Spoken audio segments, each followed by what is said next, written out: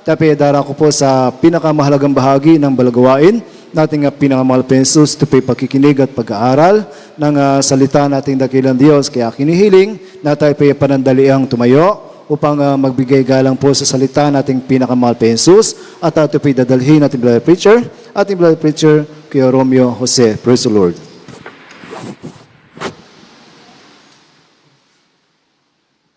Amen. Praise the Lord. God bless ating beloved co-preacher Randy Ikban.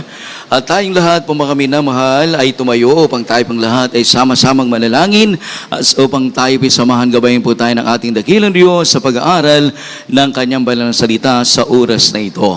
Opo, dakilang Ama, Diyos na makapangyarihan sa lahat, sa pangalan po aming pinakamahal na Panginoon Jesus.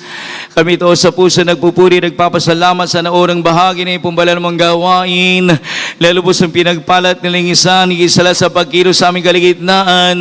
At narito po kami ngayon sa pag-aaral ng pong mong salita. Ang bawat isa sa amin, kami po yung nagpapakumbaba. Humihingi po kami ng tawad sa lahat pa kami nagawang pagkukulang at pagkakasala. Patawarin po kami. Buksan ang pangunaw ng bawat isa. Naririto na manawaan po namin ipong mong kalooban.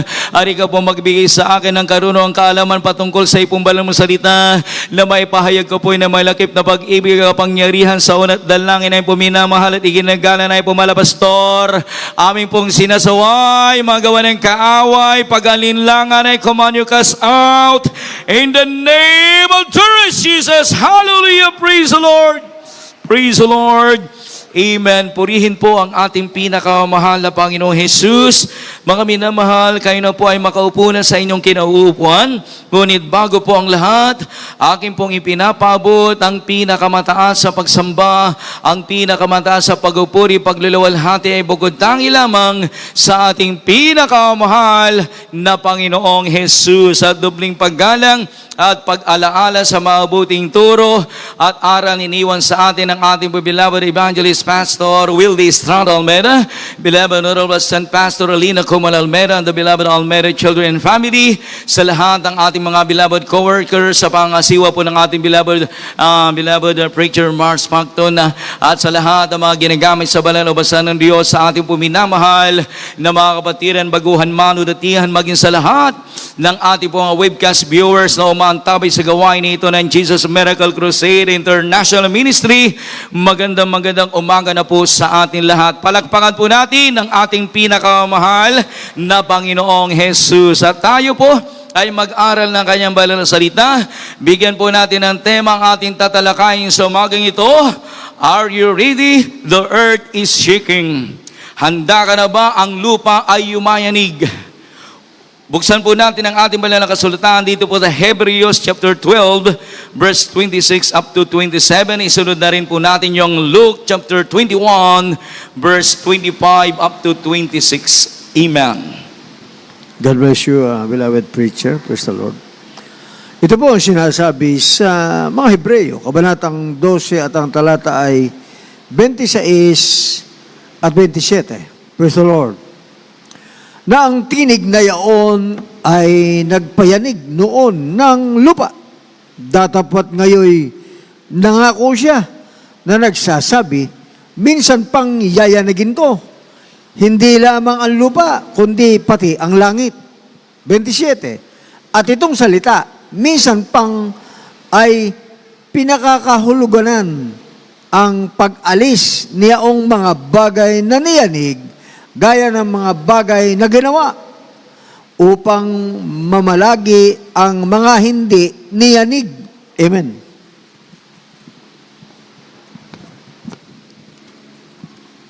Ebanghelyo ayon kay San Lucas, ang kabanata 21 at ang talata 25 at 26. Ito po sinasabi. At magkaroon ng mga tanda sa araw ng buwan at mga bituin. At sa lupa'y magkakaroon ng kasalatan sa mga bansa na magtitilihan dahil sa ugong ng dagat at mga daluyong. Magsisipang lupaypay ang mga tao dahil sa takot at dahil sa paghihintay ng mga bagay na darating sa ibabaw ng sanlibutan, sapagkat mangangatal ang mga kapangyarihan sa mga langit. Amen. Amen. Purihin po ang pagbabasa ng banal na salita ng ating pinakamamahal na Panginoon Hesus. Diyos po ang magpala. God bless you po sa pagbabasa ng banal na salita ng ating pinakamamahal na Panginoon Hesus. Ayon po sa ating nabasa sa Hebreos, iyayanigin niya hindi lamang ang lupa, pati ang langit. Ang tinutukoy pong langit, yan po mga minamahal, kung saan naroon ang bituin, araw at buwan. Darating ang araw po mga minamahal, iyayanigin ng Diyos. At sa Luke po mga minamahal, sa Lucas 21 verse 25 at to 26, magkakaroon ng kaguluhan sa dagat at mga alon. Kaya nakaraang linggo, sa dako ng Mindanao po mga minamahal, nayanig ang lupa at maraming buhay ang nasawi. At pagkatapos ng pagyanig, paglindol, nagkaroon ng pagbaha, kung saan doon nagkaroon ng din po mga minamahal, doon din nagkaroon ng baha. Kaya usap-usapan ngayon po mga minamahal na mga tao na may darating na mas malakas pa na lindol. Kung paano po mga minamahal ang pagyanig ng lupa, paglindol sa dako ng Mindanao, sanhi na maraming buhay nasawi, kung tataas pa po mga minamahal ang pagyanig o aabot pa ng 8 point something, lalo mas maraming tao ang mamamatay. Kaya tandaan po natin, kapag ang tao ay namatay, hindi po katapusan ng tao po mga minamahal ang kamatayan, kundi simula ng kung sila po'y naglingkod sa Diyos, sila po'y paparoon sa langit at buhay na walang hanggan. Kapag ang tao naman hindi naglingkod sa Diyos at binawian ng buhay, sila po'y paroon sa walang hanggang kaparusahan. Everybody shall praise the Lord. Kaya po mga minamahal, kung mga kapatid, hindi aksidente ang nangyari sa mundo ngayon. Ang lindol na naganap at ang kasunod ay pagbaha, hindi lamang ito balita, kundi ito po ay babala ng Diyos. Kapag yumanig ang lupa, parang sinasabi ng Diyos, anak, handa ka na ba? Lahat po magsabing amen. Kaya ang mga kaganapan na nangyari ngayon, mga sakuna, mga trahedya na nagaganap, yan po ang sinyalis na napakalapit na magbalik ang ating dearest Jesus.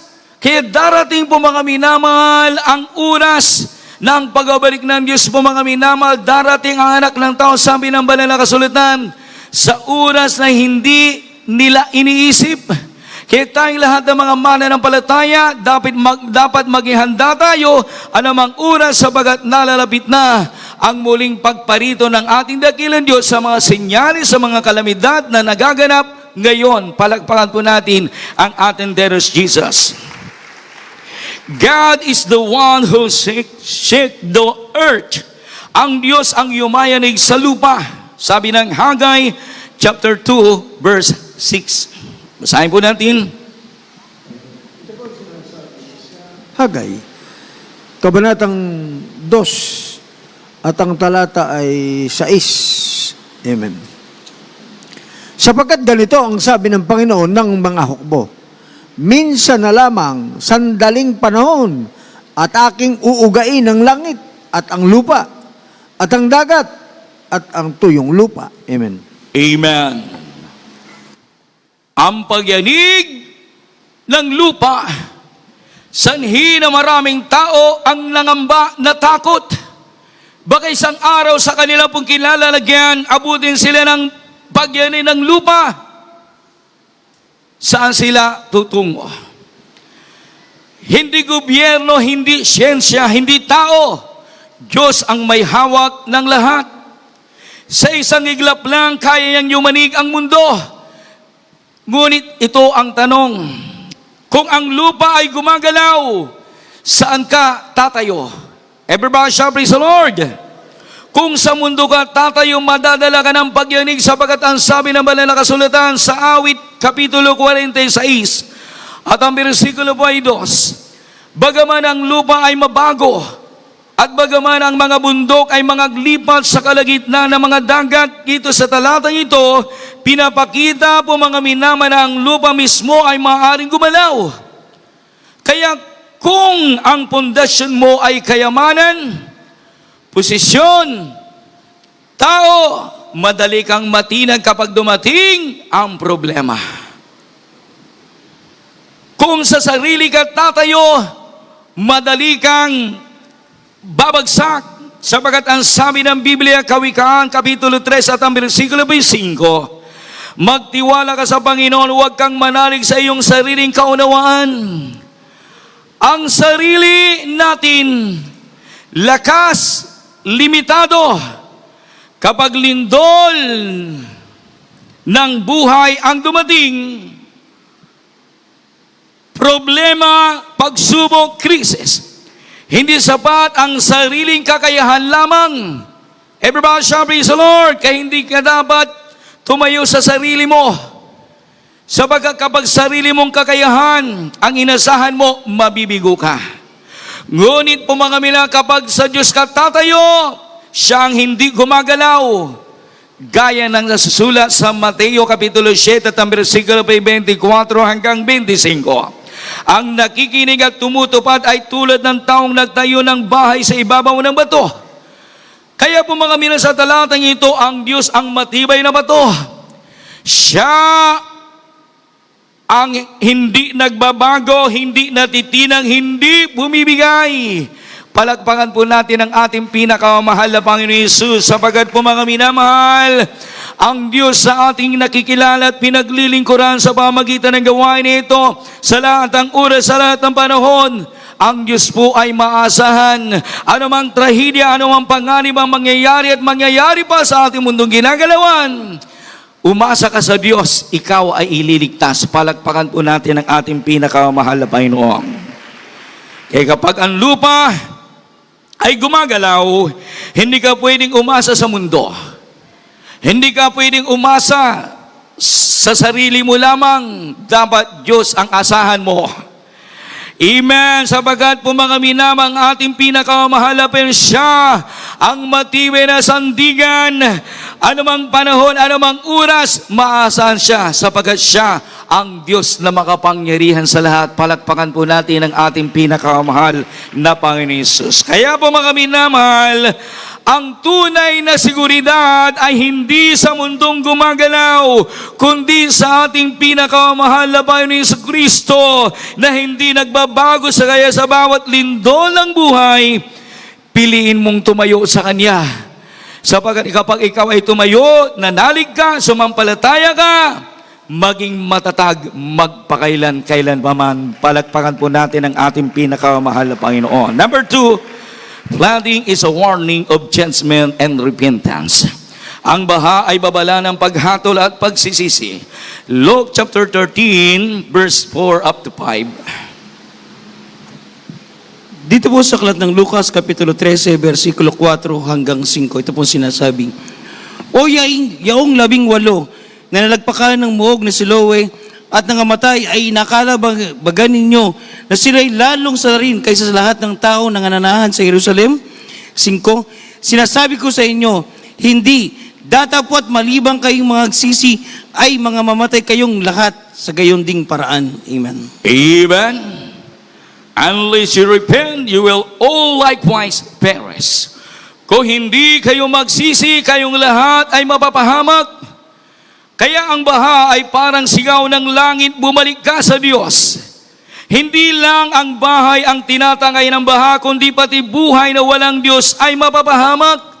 Katulad po mga minamahal sa naunang mananampalataya, katulad sa panahon ni Noe.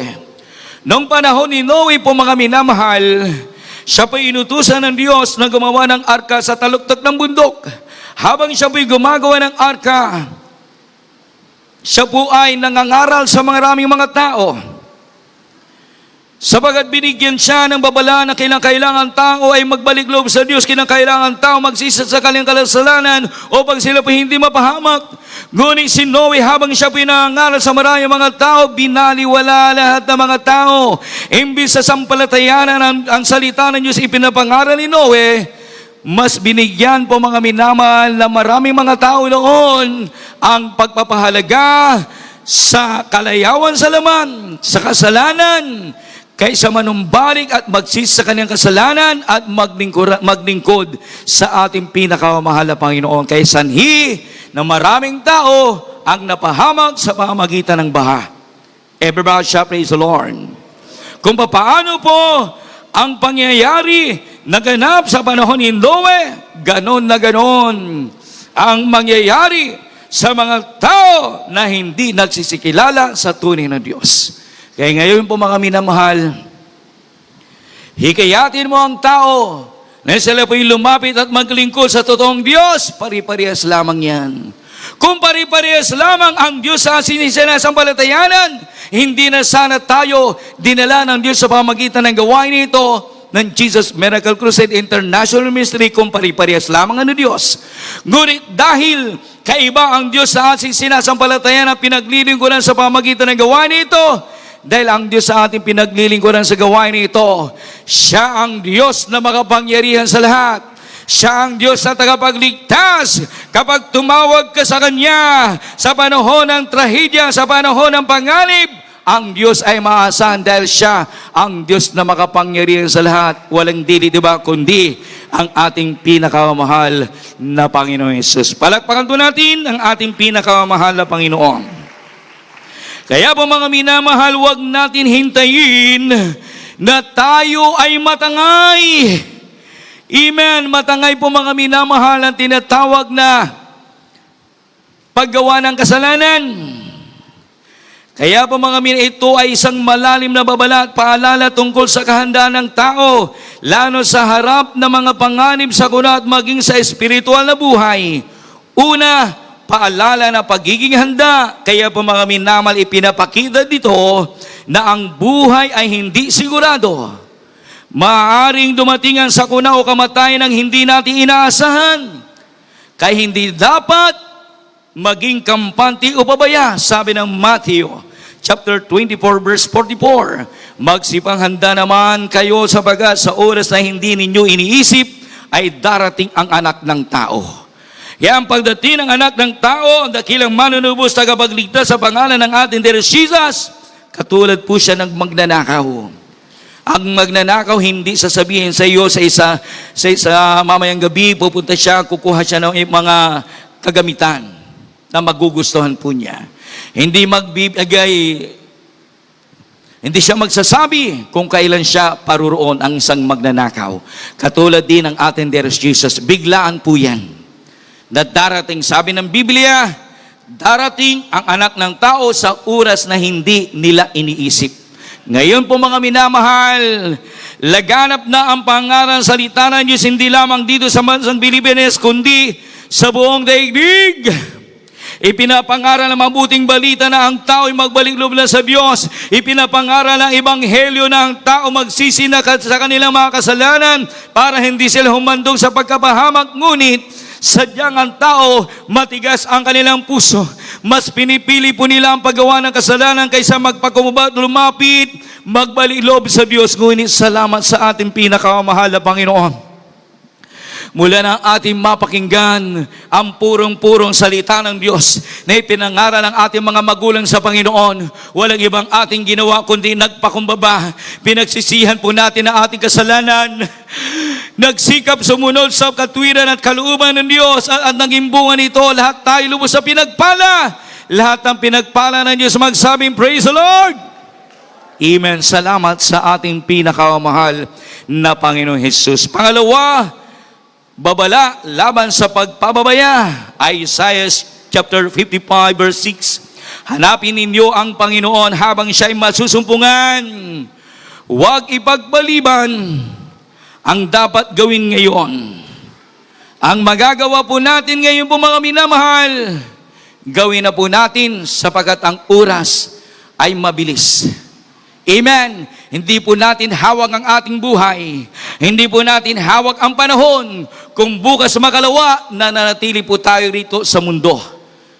Kaya po mga minamo, yung magagawa mo ngayon, gawin mo na. Amen. Sa paggawa po natin ayon sa katwiran at kalooban ng Diyos, mayroong gantimpala, may kabayaran, may pagpapala mula sa ating pinakamahal na Panginoon Jesus. Everybody shall praise the Lord. Amen. Pangatlo, panawagan sa espiritual na paggising. Ephesians chapter 5 verse 14, gumising ka. Ikaw na natutulog at bumangon ka sa mga patay, magising sa katotohanan at ayusin ang relasyon sa Diyos. Kaya po mga minamahal, may mga mananampalataya Hanggang sa mga oras na ito, tulog ang kanilang pananampalataya. Kahit alam nila ang kahalagahan ng pagtitipon ng mga banal, para sa kanila, wala lang. Ang ibang mga Kristiyano, tulog ang kanilang pananampalataya. Kahit alam po nila yung mahalagang pakikinig ng salita ng Diyos, baliwala sa kanila. Ang ibang mga Kristiyano, tulog ang kanilang pananampalataya. Kahit alam po nila ang kahalagahan ng pag-ibigay, hindi na sila sumusunod. Kinakailangan sa panahon po natin ngayon, gumising tayo sa pananampalataya sapagkat ang oras ay napakabilis. Everybody shout, praise the Lord! Amen! Panahon na para tayo gumising sa ating pananampalataya. Habang tayo may pagkakataon na gumawa ayon sa katwiran at kalooban Diyos, gawin na po natin sapagkat totoo ang pangako ng ating pinakamahal na Panginoon Hesus. Sa paggawa mo nito, sa pagsunod sa kalooban ng Diyos, ikaw ay gagantimpalaan ng ating pinakamahal na Panginoon. Palagpakan po natin ang ating dear Jesus. Amen. Kaya kapag ang Kristiyano laging nagliliban sa banal na gawain ng Diyos, malaking kawalan. Sapagkat ang panahon na lumilipas, hindi na po babalik yan. Nasa taong 2026 na po tayo ngayon, hindi na babalik sa 2025. Amen. Kaya yung panahon na lumilipas, samantalahin po natin gumawa sapagkat tapat ang nangako sa bawat isa sa atin. Palagpakan po natin ang ating pinakamamahal na Panginoon. Kaya paalala na huwag natin hintayin na dumating ang trahedya bago tayo kumilos. Ngayon ang tamang oras upang magbago. Ngayon ang tamang oras upang maghanda. Ngayon ang tamang oras upang lumapit sa ating pinakamahal na Panginoon. Kaya sa lahat ang ating puminamahal na kababayan na laging umaantabay sa gawain ito, hindi sapat na tayo po'y nasa tahanan lamang. Mayroong madala gawain ng Diyos sa iba-ibang panig ng mundo. Ang Jesus Miracle Crusade International Ministry, maglaan kayo ng oras panahon para lubos makapaglingkod sa Diyos upang anumang oras dumating ang trahedya, mayroon Diyos na magliligtas sa atin. Palakpakan po natin ang ating pinakamahal na Panginoon. Amen! Kaya tayong lahat po mga minamahal, laging handa anumang oras. Sapagkat kapag dumating ang hindi inaasahan, maaring wala na tayong pagkakataon. Kaya kapag tayo po laging handa anumang oras, may Diyos na magliligtas sa atin. Palakpakan po natin ang ating dear Jesus. Number 3, a strong foundation will be shaken. Ang may matibay na pundasyon ay hindi matitinag. Luke chapter 6, verse 48. Dito po sa Ebanghelyo ayon kay San Lucas, ang kabanatay 6 at ang talatay 48.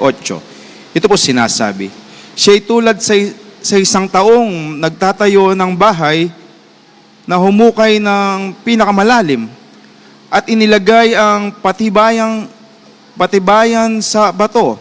At nang dumating ang isang baha, ay inampas ng agos ang bahay na yaon at hindi nakilos sapagkat natitirik na mabuti. Amen. Amen.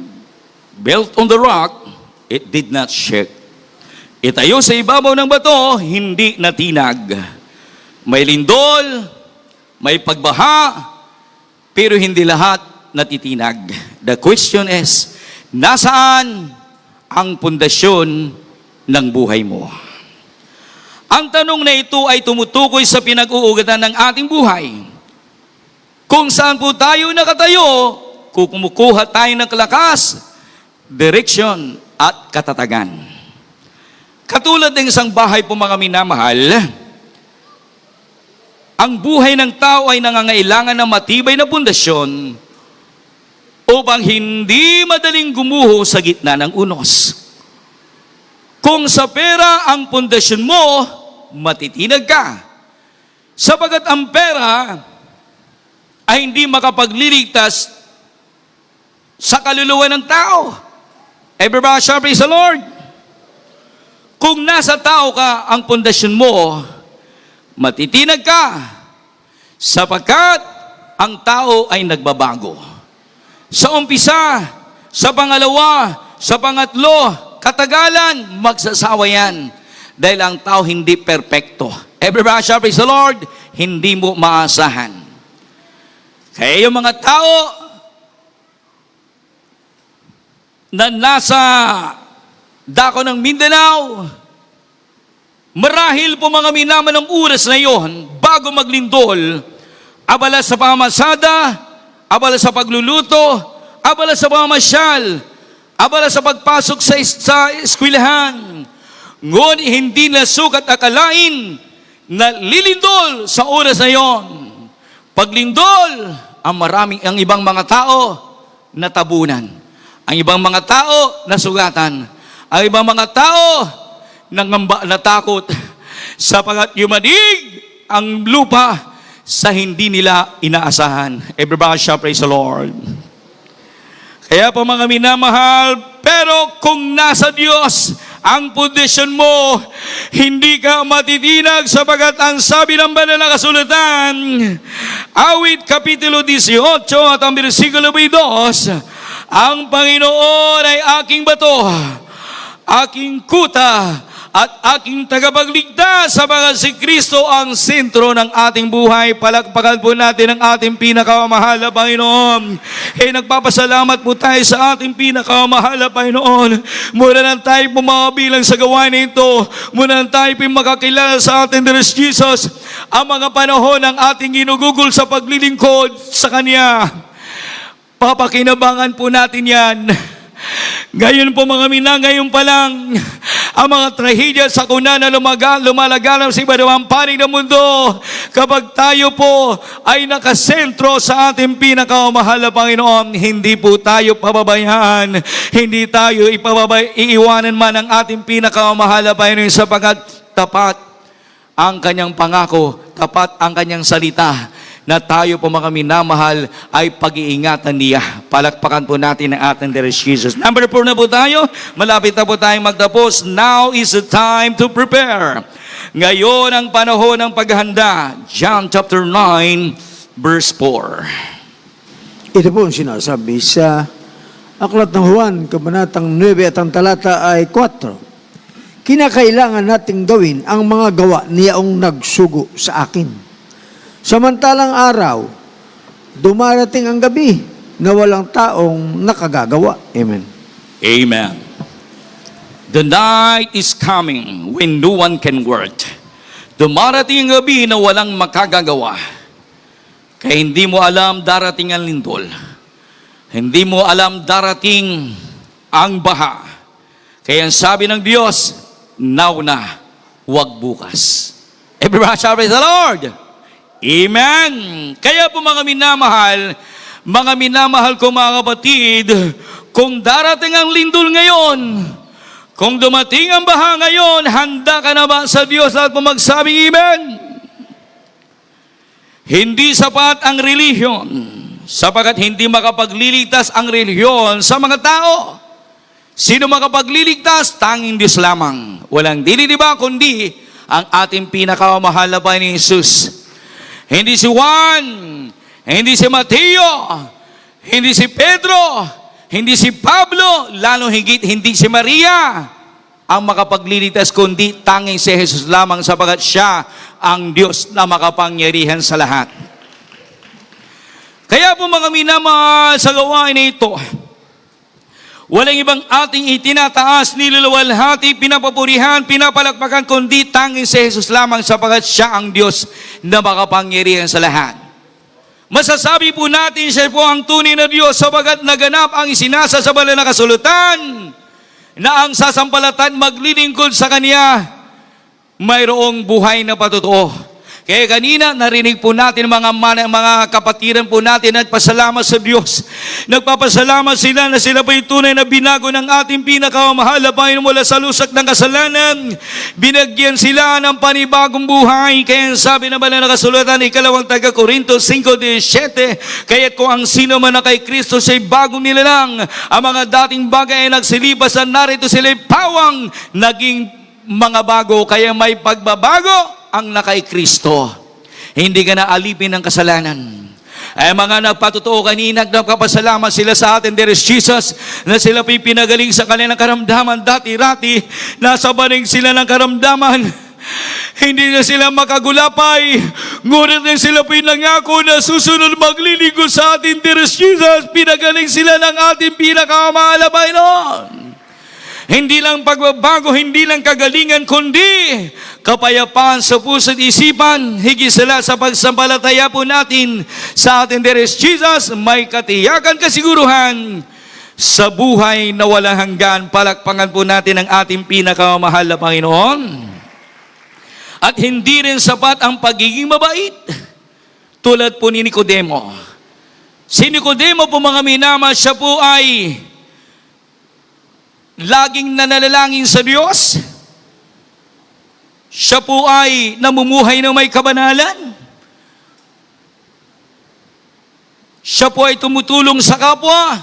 Ngunit sa kabila ng lahat ng kanyang ginagawa, wala pa po siyang kaligtasan.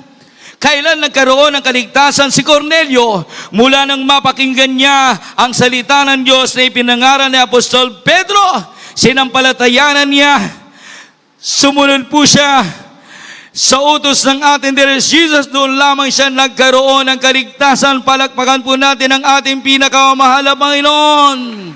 Everybody shout, praise the Lord! Kaya kailangan natin ang ating Dearest Jesus sa ating buhay. Amen. Sapagat siya ang daan patungo sa buhay na walang hanggan. John chapter 14 verse 6. Siya ang daan, katotohanan at buhay. Kaya kapag ang tao hindi nila sinampalatayan na si Jesus ay Diyos, wala silang tatamuhin ng kaligtasan, ngunit tayo mapalad po tayo. Sapagat sa ating pagsampalataya, pagtalim ang pagsunod sa banal na utos ng Diyos, ang bawat isa sa atin lubos sa pinagpala. Lahat ng pinagpala ng Diyos magsabing, praise the Lord! Lubos kayong pagpalay ng ating Dearest Jesus. Amen? Lahat ng gising magsabing, praise the Lord! Amen. Last verse na po tayo. Psalms chapter 46 verse 1 up to 2. Pinaghanda na po natin ang ating mga minamahal na mga awit. Praise the Lord, beloved instrumentalists. Dito po sa aklat ng mga awit, Kapitulo 46, versikulo 1 hanggang 2. Ang Diyos ay ating ampunan at kalakasan, handang saklolo sa kabagabagan. 2, kaya't hindi tayo matatakot, bagaman ang lupa ay mabago, at bagaman ang mga bundok ay mga glipat sa kagitnaan ng mga dagat. Amen. Amen. God is our refuge and strength, an ever-present help in trouble. Therefore, we will not fear, though the earth give way and the mountains fall. Sabi ng Biblia, God is our refuge and strength. Sa gitna ng lindol at baha, may isang lugar na ligtas, walang diba, kundi sa presensya ng Diyos. Siyang ating taguan, lakas at sandigan.